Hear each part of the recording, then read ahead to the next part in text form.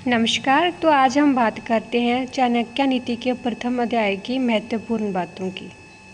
तो पहली बात है शिक्षा सुपात्र की। मूर्ख शिष्य को पढ़ाने से, उपदेश देने से, दुष्ट स्त्री का भरण पोषण करने से तथा दुखी लोगों का साथ देने से विद्वान व्यक्ति भी दुखी होता है। यानी कह सकते हैं कि चाहे कोई भी कितना ही समझदार क्यों ना हो, किंतु मूर्ख शिष्य को पढ़ाने पर, दुष्ट स्त्री के साथ जीवन बिताने पर तथा दुखी रोगियों के बीच रहने पर विद्वान व्यक्ति भी दुखी ही हो जाता है। साधारण आदमी की तो बात ही क्या है।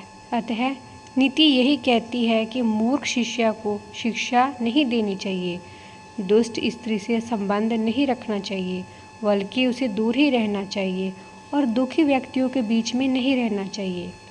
हो सकता है कि ये बातें किसी भी व्यक्ति को साधारण या सामान्य लग सकती है, लेकिन यदि इन पर गंभीरता से विचार किया जाए तो यह स्पष्ट है कि शिक्षा या सीख उसी व्यक्ति को देनी चाहिए जो उसका सुपात्र हो या जिसके मन में इन शिक्षाप्रद बातों को ग्रहण करने की इच्छा हो।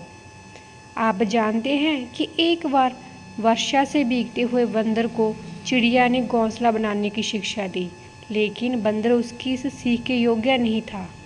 झुंझलाए हुए बंदर ने चिड़िया का घोंसला ही उजाड़ दिया।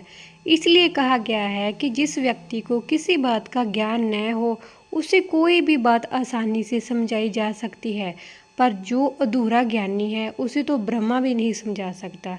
इसी संदर्भ में चाणक्य ने आगे कहा है कि मूर्ख के समान ही दुष्ट स्त्री का संग करना या उसका पालन पोषण करना भी व्यक्ति के लिए दुख का कारण बन सकता है, क्योंकि जो स्त्री अपने पति के प्रति आस्थावान न हो सकी वह दूसरों के लिए क्या विश्वसनीय हो सकती है। इसी तरह दुखी व्यक्ति जो आत्मबल से हीन हो चुका है, निराशा में डूब चुका है, उसे कौन उबार सकता है। इसीलिए बुद्धिमान को चाहिए कि वह मूर्ख, दुष्ट स्त्री या दुखी व्यक्ति तीनों से बचकर आचरण करे। पंचतंत्र में भी कहा गया है। विपत्ति में क्या करें। विपत्ति काल के लिए धन की रक्षा करनी चाहिए, लेकिन धनवान को आपत्ति क्या करेगी, अर्थात धनवान पर आपत्ति आती ही कहाँ है। तो प्रश्न उठा कि लक्ष्मी तो चंचल होती है, पता नहीं कब नष्ट हो जाए। तो फिर यदि ऐसा है तो कदाचित संचित धन भी नष्ट हो सकता है। बुरा समय आने पर व्यक्ति का सब कुछ नष्ट हो सकता है। लक्ष्मी स्वभाव से ही चंचल होती है, इसका कोई भरोसा नहीं कब साथ छोड़ जाए। इसलिए धनवान व्यक्ति को यही नहीं समझना चाहिए कि उस पर विपत्ति नहीं आएगी। दुख के समय के लिए कुछ धन अवश्य बचा कर रखना चाहिए। अर्थ यह है कि धन का प्रयोग अनुचित कार्यों में किया जाए तो उसके नष्ट होने पर व्यक्ति विपन्नता को प्राप्त होता है, किंतु सही कार्यों में खर्च किया गया धन व्यक्ति को मान, प्रतिष्ठा और समाज में आदर का पात्र बनाता है, क्योंकि धन संपत्ति अस्थायी होती है।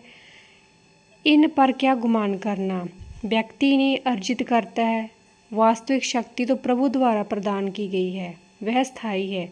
जब तक उसकी कृपा है तब तक ही सब कुछ है, लेकिन यह निश्चय है कि धन संपत्ति व्यक्ति का परिश्रम, बुद्धिमत्ता और कार्यक्षमता से प्राप्त होती है और इसके चलते वह कभी नष्ट नहीं होती।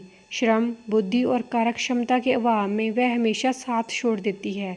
तो मूल बात श्रम, बुद्धि की कार्यक्षमता का बने रहना है, तभी लक्ष्मी भी स्थिर रह सकती है।